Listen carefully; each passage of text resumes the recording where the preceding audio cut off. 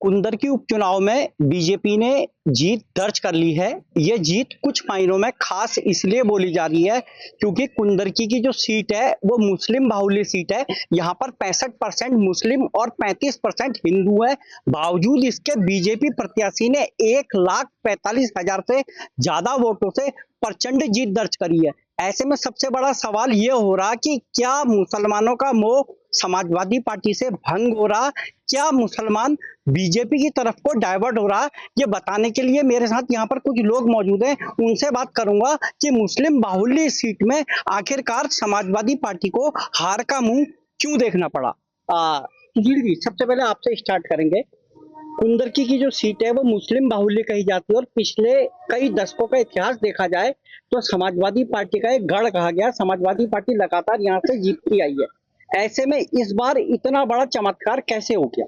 देखिए, पहली बात तो यहाँ पे जो चुनाव था वो भाजपा और सपा के बीच में नहीं था, वो हाजी रिजवान और रामवीर के बीच में था। और रामवीर को जो इतनी प्रचंड जीत मिली है उसका कारण यह है कि 2012 में जब पहली बार चुनाव लड़े वो कुंदरकी से, तो 17,000 वोटों से हारे। दूसरी बार जब चुनाव लड़े तो वो 10,000 वोटों से हारे। 2022 में उनको टिकट नहीं दिया गया था, लेकिन इस बीच उन्होंने मुसलमानों में अपनी पैठ बनाई, मुसलमानों के काम किए। जो समाजवादी के विधायकों से, नेताओं से, खासकर जो रिजवान थे उनके बेटे से जितने भी मुसलमान त्रस्त थे वो मदद के लिए रामवीर के पास जाते थे और रामवीर उन मुसलमानों की पूर्ण रूप से मदद करते थे। बीच चुनाव के ना होने पर भी रामवीर जो है मुसलमानों के बीच में जितनी भी अपनी लोगों की मदद कर सकते थे, साइकिल बंटवानी, ट्राई साइकिल बंटवानी, सिलाई मशीन बंटवानी, भैंसें उपलब्ध करानी, लड़कियों की शादी करानी, कोई मजबूर है, बीमार है, उसको मतलब हर तरीके से रामवीर जो है मुसलमानों के साथ रहे और मुसलमानों की मदद करी। इसीलिए इस बार सरकार भाजपा की, केंद्र में सरकार भाजपा की, राज्य में सरकार भाजपा की, तो मुसलमानों का एक मन ये था कि अगर हमें विकास कर चाहिए अपनी विधानसभा में तो हमें रामवीर को जिताना है। क्यों? क्योंकि सरकार है तो ही क्या कहते हैं कोई विधायक अपने क्षेत्र में काम करा सकता विकास का, नहीं तो जितनी निधि आएगी उस निधि में कितना विकास होगा। 6 करोड़ रुपए की निधि आएगी तो 6 करोड़ में क्या विकास होगा। अगर विधायक बनेंगे और सरकार के विधायक होंगे तो सरकार से, मुख्यमंत्री से वो अपनी विधानसभा के डेवलपमेंट के लिए पैसा ला सकते। ठीक है, एक और सज्जन मेरे पास हैं, उनसे मैं बात करने की कोशिश करूंगा। भाई साहब, क्या नाम है आपका? जी, शाहब खान। शाहब साहब, ये बताइए, समाजवादी पार्टी आखिर क्यों हारी कुंदरकी विधानसभा का उपचुनाव, क्या लगता है आपको? असल जैसे अभी थोड़ा काफी कुछ तो अभी हमारे सुशील भाई इस पर कह चुके। मेन बात हमारे क्षेत्र के डेवलपमेंट को लेकर ही है। जैसे अभी हम यहाँ अगर पिछले विधायकों की बात करें या लगातार 3 या 4 बार हाजी रिजवान साहब यहाँ से विधायक रहे हैं, उन्होंने उस तरीके से हमारे क्षेत्र को नहीं देखा कि यहाँ पर कुछ विकास होता। और आप जानते हैं एक बदलाव जो है एक सबसे इम्पोर्टेंट चीज है, चेंज। हम लोगों ने, अब रामवीर जी ने जब हमारे यहाँ सभा करी, हम लोगों के बीच आए तो उन्होंने सीधा एक 2 शब्दों में बात खत्म करते हुए कहा कि आप एक जमाने से एक पक्ष को देखते आ रहे हैं, आप हमें देखिए और ये 2.5 साल जो मुझे मिल रहा है शायद इसी वजह से मिल रहा है कि मैं अपने क्षेत्र की जनता के साथ कुछ कर सकूं। लोगों के जहन में बात आई और हमने उन्हें एक तरफा पोलिंग की। आपको क्या लगता है, क्या मुसलमानों ने इतने बड़े पैमाने पर बीजेपी और रामवीर सिंह को वोट किया कि 1,45,000 का आंकड़ा पार करके जीत का वो? जैसे कि हमारे साहब भाई ने कहा कि वैसे तो हम समाजवादी पार्टी को देखते आ रहे थे, तो हमने मुसलमानों ने किसी ये सोचा है कि एक बार रामवीर जी को भी देते हैं वोट और अपनी तरक्की करते हैं, क्योंकि सारे काम रामवीर जी ने वादा करे हैं हमसे हमारी कॉलोनी के लिए। तो यहाँ पे एक तरफा वोट डाला गया है और मुसलमानों भारी संख्या में उनको वोट दिया है, इसी वजह से वो जीते हैं। ठीक है, एक और सज्जन मेरे साथ यहाँ पर मौजूद हैं, उनसे भी बात करूंगा कि आखिर समाजवादी पार्टी को इतनी बड़ी हार का मुंह कुंदरकी विधानसभा में क्यों देखना पड़ा, जो कि उसका गढ़ बोली जाती थी। भैया, आपसे मैं ये जानना चाहूंगा, क्या लगता मुसलमान समाजवादी पार्टी से कट के अब बीजेपी की ओर जा रहा है? सर, बात यह है कि हमारे बीजेपी प्रत्याशी रामवीर सिंह जी को हमने वोट दिया है विकास के बल पर। वो यहाँ पे वोट मांगने के लिए आए और हमसे विकास के वायदे किए। हमने और पार्टियों को भी देखा, इससे पहले हमारी कॉलोनी में विकास नहीं हुआ। आज हमसे उन्होंने वादे किया है हमारी कॉलोनी को चमकाने का, इसलिए हमने उनको वोट किया है। और पूरी कॉलोनी ने, इस कॉलोनी का नाम है कबीर नगर कॉलोनी, ये रामपुर दुराया के ठीक पास में पड़ती है। इसका विकास के लिए वादा किया है, पार्क का सुंदरीकरण, रोड की दोबारा से रोड बनवाना, टूटा हुआ रोड है, नालियां बनवाना, इसी मुद्दे को लेकर हमने उनको वोट किया। और पूरी कॉलोनी ने एकजुट होकर के कमल के निशान पर मोहर लगाई, कमल का निशान का बटन दबाया और उन्हें भारी मतों से विजयी बनाया। ठीक है। सुशील जी, एक सवाल आपसे मैं और ये करना चाहूंगा, क्या मुसलमान अब बीजेपी की तरफ आ रहा है, सपा से उसका मोह भंग हो रहा है? नहीं, देखिए मैंने फिर कहा कि मुसलमान बीजेपी की तरफ नहीं आ रहा है।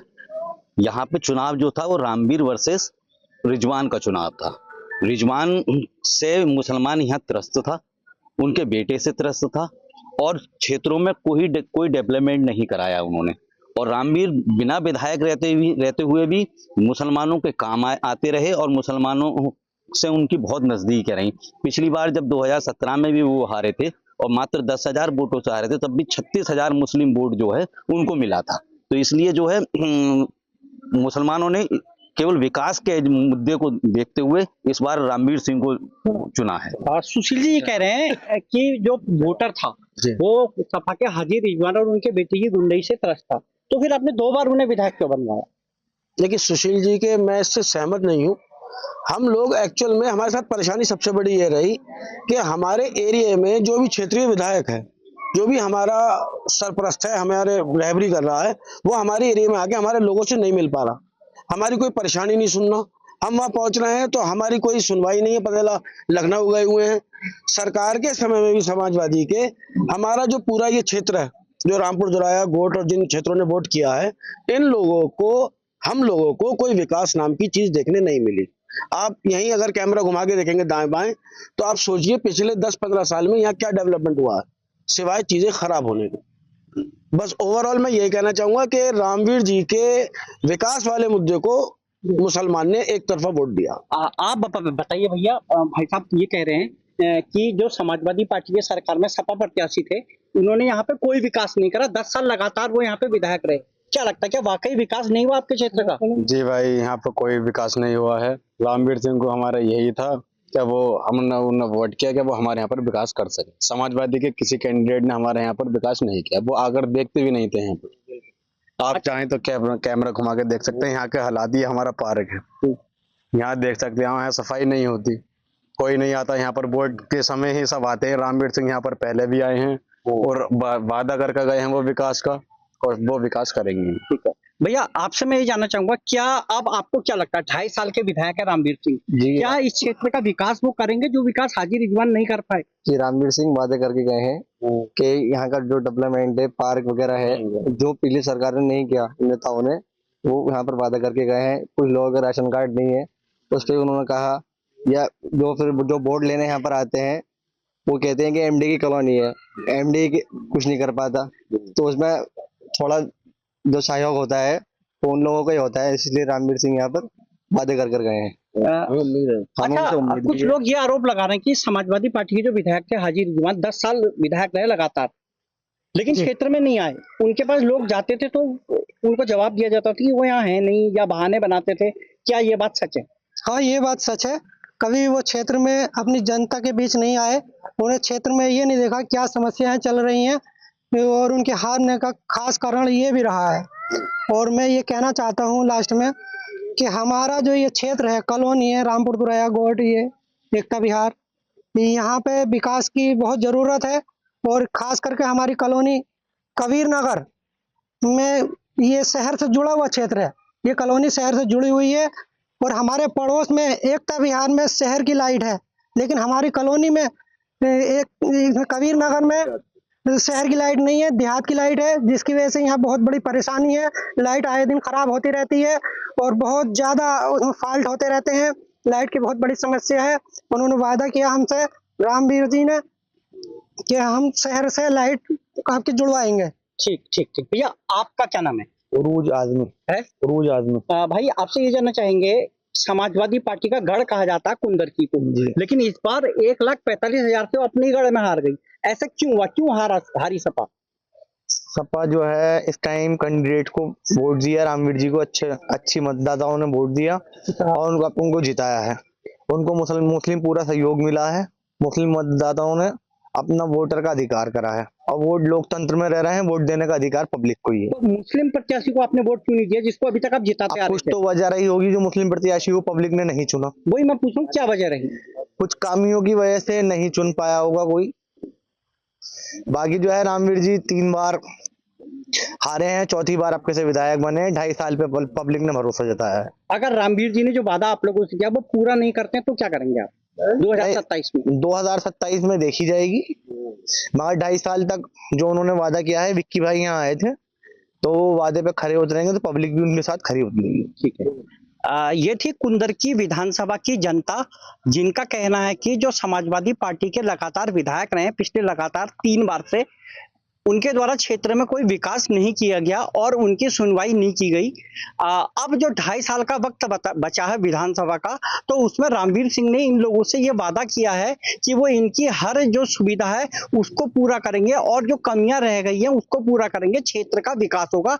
लिहाजा कुंदरकी विधानसभा के लोगों का कहना है कि 2.5 साल के लिए हम रामवीर सिंह को मौका देंगे और उन पे इसलिए हमने भरोसा करा।